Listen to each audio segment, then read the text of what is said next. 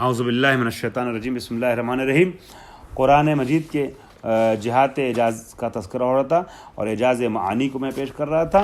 معرفت اور معنویات کو قرآن نے کس طریقے سے پیش کیا ہے، اس میں نمبر 5 میں عدم سلطۂ کافران بر مومنان، ایک اس مفہوم کو بھی قرآن نے پیش کیا ہے کہ کافروں کو مومنوں پر تسلط حاصل نہیں ہو سکتا۔ چنانچہ ارشاد ہوتا ہے وَلَن يَجْعَلَ اللَّهُ لِلْكَافِرِينَ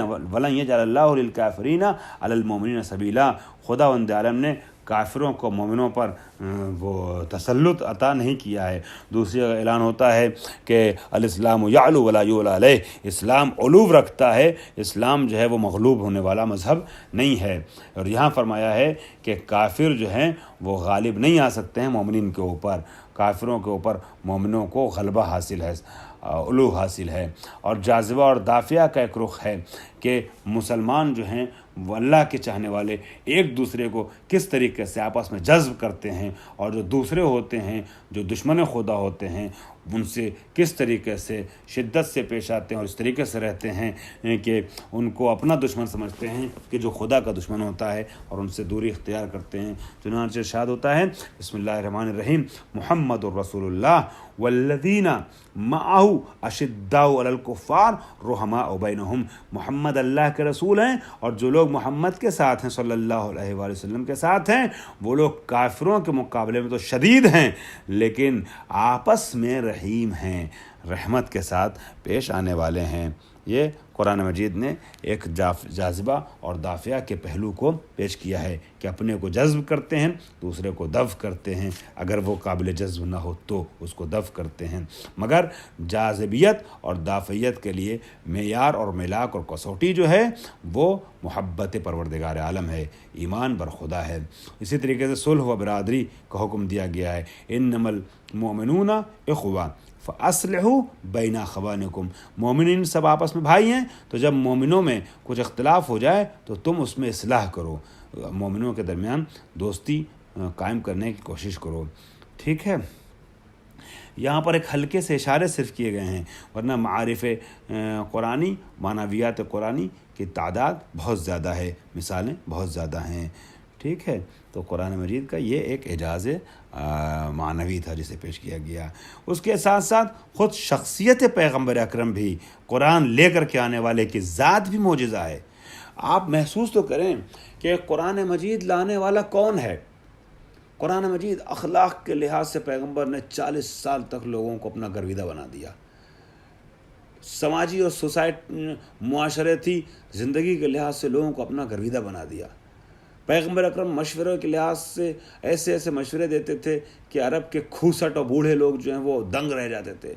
پیغمبر نے اپنے کو امین کہلوانا شروع کر دیا، صادق اور امین کہے جانے لگے، اخلاقی اعتبار سے اس بلندی پہ تھے پیغمبر۔ مگر پیغمبر نے اپنی 40 سالہ زندگی میں کچھ لکھا نہیں، کچھ پڑھا نہیں۔ یہ تو سب کو پتہ ہے کہ پیغمبر کسی بھی اسکول میں نہیں گئے، کسی مدرسے میں نہیں گئے، کسی کے سامنے نہیں گئے، اور اس کے باوجود کہ پیغمبر اکرم کے اندر بہت سے اعجازی رخ پائے جاتے تھے، لیکن پیغمبر اکرم نے لوگوں کے سامنے کتاب پڑھ کے نہیں دکھایا۔ پیغمبر نے لوگوں کے سامنے 40 سال تک لکھ کر کے مقالہ پیش نہیں کیا، کوئی مضمون اور کوئی آرٹیکل پیش نہیں کیا، کوئی کتاب پیش نہیں کی۔ چنانچہ قرآن مجید نے اس چیز کو بیان کیا ہے وَمَا كُنْتَ تَتْلُو مِن قَبْلِهِ مِن كِتَابٍ وَلَا تُخَطِّطُهُ بِيَمِينِكَ اذ لارتاب المبطلون، کہ تم نے اپنی طرف سے کوئی کتاب پہلے پیش نہیں کی لکھ کر کے، کتاب کو لوگوں کے سامنے پڑھ کے نہیں سنایا، مدرسے میں تم کو ہم نے بھیجا نہیں۔ یہ الگ بات ہے کہ پیغمبر اکرم نے لوگوں کے سامنے، کسی استاد کے سامنے زان و ادب طے کیے بغیر ہی ایک معلم کا کردار ادا کیا، قلم سے خود نہیں لکھا، لوگوں سے لکھوایا۔ ٹھیک ہے، اس کے باوجود کہ بعد میں رسالت کے اعلان کے بعد جب ضرورت پڑی تو کئی جگہ پہ پیغمبر اکرم نے، یہ میرا جملہ صاحب کتاب کا جملہ نہیں ہے، صلح حدیبیہ کا موقع ہو یا زندگی کا آخری مرحلہ ہو، ایتینی بالقلم، اس طریقے کے کلمات سے ظاہر بھی کیا کہ صاحب قلم ہے، مگر اعلان رسالت تک پیغمبر اکرم نے عوامی سطح پر کتاب پڑھ کے نہیں دکھائی، قلم چلا کے نہیں دکھایا؟ کیوں؟ اس کی مصلحت کیا تھی؟ کیونکہ جب وہ انسان، ٹھیک ہے، نبی کو ہم جانتے ہیں کہ نبی صاحب اعجاز تھے، نبی اکرم جو ہے وہ اس سے بھی آگے کی چیز ہیں، لیکن عرب میں جس کے سامنے اسلام لے کر کے آیا اس وقت تو عرب نہیں جانتا نبی کیا ہے نا۔ اب وہ انسان عرب اس زمانے کا دیکھ رہا ہے کہ جس بندے نے کسی مدرسے کا رخ نہیں کیا، کوئی کتاب پڑھی نہیں میرے سامنے، کچھ لکھ کے نہیں دکھایا، وہ قرآن جیسی کتاب پیش کر رہا ہے، تو عرب یہ جان رہا ہے کہ وہ بندہ کہ جو لکھتا نہیں ہے وہ یہ کتاب کیسے لکھ سکتا ہے۔ اس کا مطلب یہ ہوا، وہ بھی یہ کتاب کہ جس کے لیے کوشش کی گئی، سارے فصحاء عرب نے مل کر کے کوشش کیا کہ اس کا جواب لے آئیں، تو جواب لانے سے قاصر ہے۔ تو پیغمبر کی اس طریقے کی جو ظاہری زندگی تھی وہ خود ایک معجزہ تھی لوگوں کی نظر میں۔ قرآن مجید کے اللہ کا کلام ہونے کو ثابت کرنے کے لیے نبی کا یہ طرز زندگی بہت اہم کردار ادا کر رہا تھا۔ تو بعض لوگ اس کو کہہ دیتے ہیں کہ نبی ان پڑھ تھے، اعوذ باللہ۔ نبی ان پڑھ نہیں تھے، مگر نبی نے لوگوں کے سامنے پڑھ کر کے نہیں دکھایا، نبی نے لکھ کر کے نہیں دکھایا، اور بعد میں اعلان رسالت کے بعد، قرآن آ جانے کے بعد ضرورت پڑی تو نبی نے پڑھا بھی، لکھا بھی، مگر اس وقت تک لکھ کے اور پڑھ کے نہیں دکھایا۔ اور پھر جب اس معاشرے میں کتاب پیش کر دی، وہ معاشرہ جو نبی کو یہ سمجھ رہا تھا کہ لکھتے نہیں ہیں اور یہ اپنے سے پڑھتے نہیں ہیں متن کو، اور وہ ایسی کتاب پیش کر رہے ہیں، تو اس کا مطلب یہ ہوا کہ یہ کتاب ان کی نہیں ہے، بلکہ کسی ما فوق بشر سے ان کا رابطہ ہے، جو اتنی معارف پر مشتمل کتاب پیش کر سکتا ہے۔ چونکہ اگر نبی کو وہ لکھنا اور پڑھنے والا مان بھی لیں، تب بھی یہ تو جانتے ہیں کہ صادق اور امین ہے، مگر ان کو یہ نہیں سوچ سکتے ہیں کہ اتنی بڑی معارف پر مشتمل کتاب، اتنی فصاحت و بلاغت سے بھرپور کتاب وہ انسان لا سکتا ہے، ہمارے سامنے پیش کر سکتا ہے کہ جس نے مدرسے کا رخ نہیں کیا۔ تو نبی کا یہ انداز زندگی صاحب کتاب نے تو صاف صاف لکھ دیا ہے، ان پڑھ تھے اعوذ باللہ، مگر میں اپنے لفظوں میں احتیاط کرتے کہوں گا کہ نبی کا یہ انداز زندگی خود قرآن کے معجزہ ہونے پر ایک دلیل بن رہا ہے۔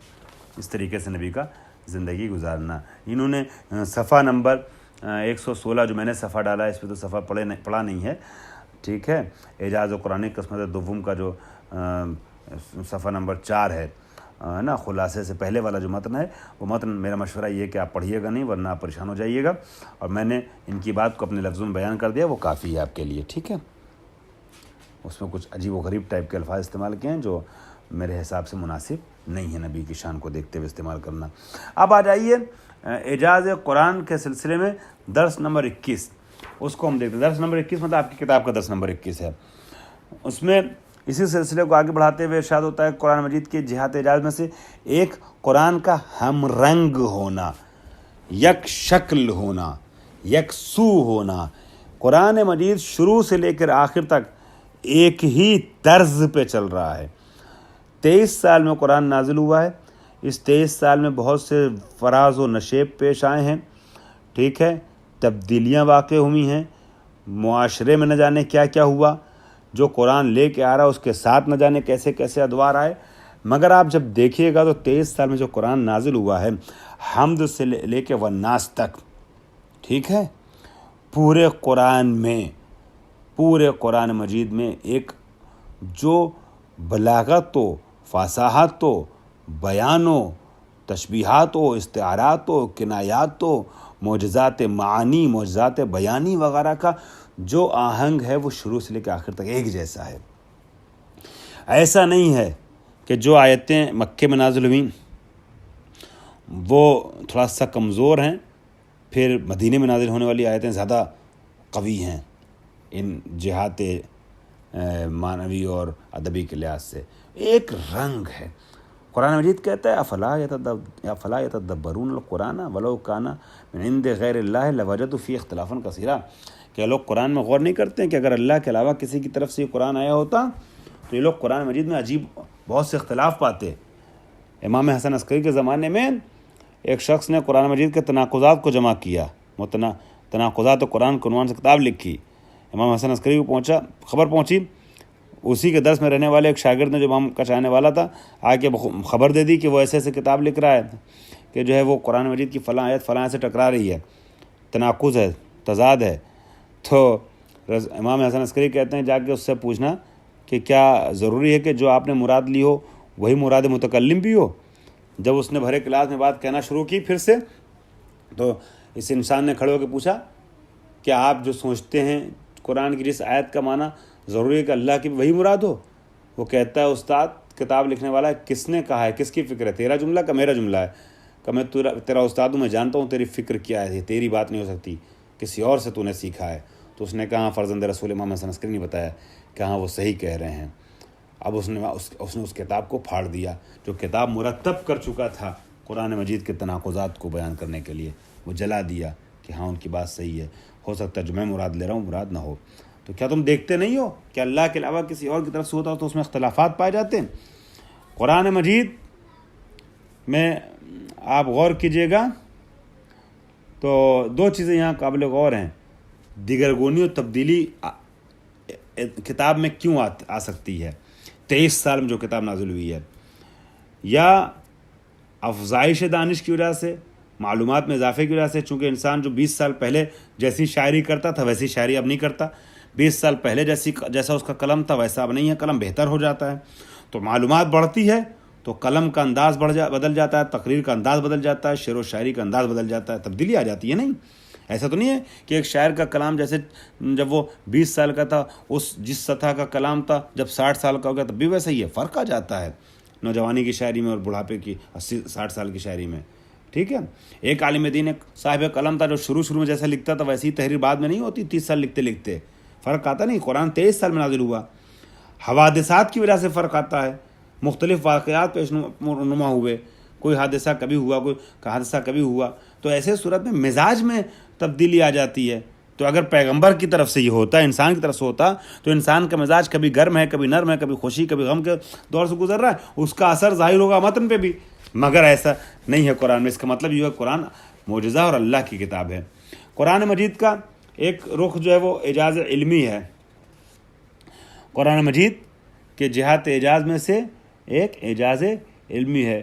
قرآن مجید کے بہت سے مسائل علمی اور دقیق ہیں، ٹھیک ہے، غور کرنے والی چیزیں ہیں جو قرآن مجید میں پیش کی گئی ہیں، اور یہ وہی بیان کر سکتا ہے 1400 سال پہلے جو ما فوق بشر کوئی ذات ہو۔ مثلا آپ دیکھیے گا کچھ مثالیں آپ دے سکتے ہیں کہ بیان کیا گیا ہے کہ بارور شدن گیاہان بے وسیلہ بعد کہ ہوا کے ذریعے سے جو ہے وہ درخت جو ہوتے ہیں پیڑ پودے اس میں جو ہے پھل آتا ہے۔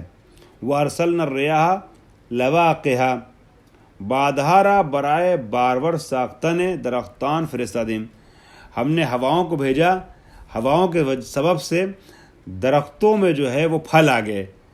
یا زوجیت در گیاہان کہ انسانوں میں تو آپ نے زوجیت کا بہت سنا ہے، جناتوں میں تو زوجیت کا بہت سنا ہے کہ شوہر زوجہ، مگر درختوں میں بھی بتایا جاتا ہے، گیاہوں میں بتایا جاتا ہے کہ زوجیت کا تصور پایا جاتا ہے، قرآن مجید نے پیش کیا ہے۔ من کل ثمرات جعل فیہا زوجین اثنین، ہر پھل میں سے ہم نے قرار دیا جوڑا جوڑا بنایا ہے، جفت بنایا ہے۔ ومن کل شیء خلقنا زوجین لعلکم تذکرون، اور ہم نے ہر شے میں سے زوجین بنایا ہے، جوڑا جوڑا بنایا ہے تاکہ تم کچھ سیکھ سکو۔ تم سبحان الذی خلق الازواج کلھا مما تنبت الارض ومن انفسہم ومما لا یعلمون، کہ پاک ہے وہ خدا کہ جس نے زمین سے جوڑا جوڑا کر کے بنایا، ٹھیک ہے، اور جو تم جانتے نہیں ہو، ٹھیک ہے، سب کو نر اور مادے میں اس طریقے سے تبدیل کیا ہے، اور تمہارے وجود، خود ان کے وجود میں سے۔ سبحان الذی خلق الازواج کلھا، پاک و پاکیزہ ہے وہ ذات کہ جس نے سب کو جو ہے زوج بنایا، کس میں سے؟ مما تنبت الارض، جو زمین میں سے اگتا ہے، ٹھیک ہے، ومن انفسہم، اور خود ان کے اپنے میں سے، ومما لا یعلمون، اور وہ چیز جو جانتے نہیں ہیں لوگ۔